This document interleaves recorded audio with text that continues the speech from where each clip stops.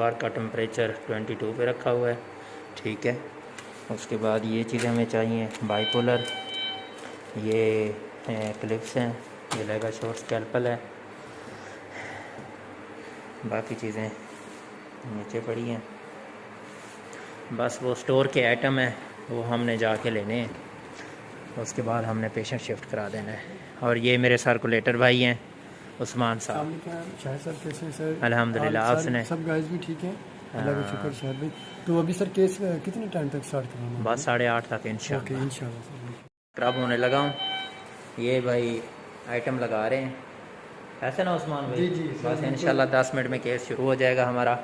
और ये चीज़ें मिसिंग थी, ये मैं ले आया हूँ, बाकी इंशाल्लाह केस के बाद मिलते हैं।